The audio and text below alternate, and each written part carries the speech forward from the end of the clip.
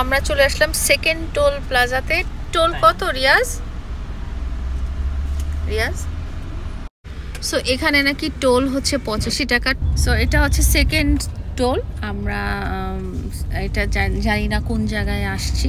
So যাই, আগের কোয়েশ্চেনের অ্যান্সারটা কিন্তু দিতে হবে যে মাওয়ার লোকজন কি আমাকে এক পিস ইলিশ মাছ খেতে দিবে নাকি পুরো মাছটাই আমার কিনতে হবে। তো রিয়াজ আজকে যেটা করলো, সে নাকি মাওয়া চিনে না, সে আমাকে পদ্মা সেতুর উপর দিয়ে সেই 750 টাকা না 850 টাকার টোল আমি রিয়াজের পকেট থেকে নিতাম। এই টোলটা কে দিবে আমাকে? হ্যাঁ, পরে আমরা ভাগ্যিস ভালো একটা ইয়ে পাইছি, বসে বলছে যে ঠিক আছে আপনারা এখান থেকে ঘুরায় নিয়ে যান। তো ঘুরায় এখন আমরা মাওয়া রোডে যাচ্ছি। এই যে পদ্মা সেতু, এই যে এদিক দিয়ে সে নিয়ে যাচ্ছিল আমাকে, কোনো মানে হয়? দেখা যাক।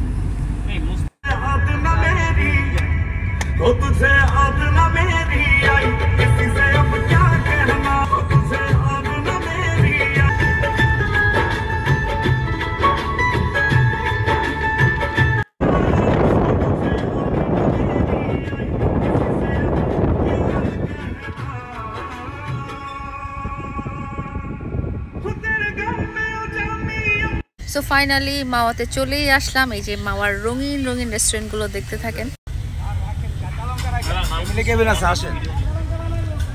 আমরা যাব হচ্ছে আমাদের ফেভারিট নিরালা রেস্টুরেন্ট। আমরা তো আগে রোজ প্রত্যেক দিনই আসতাম, প্রতিদিনই মাওয়াতে আসতাম, নাস্তা খাওয়ার মতো প্রত্যেকদিন। এই যে চলে আসছি।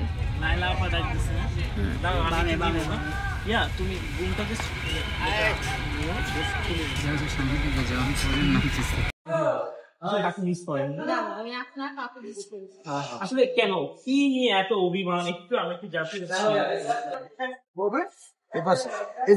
আপনি চাইলে ওই পাশে তাওয়াটা দিয়ে দেবো না, আপনি আমি সবসময় ডিমওয়ালা মাছ পছন্দ করি, মামুন ডিম ছাড়া মাছ পছন্দ করি, আর ডিমওয়ালা বড় মাছ পছন্দ করি।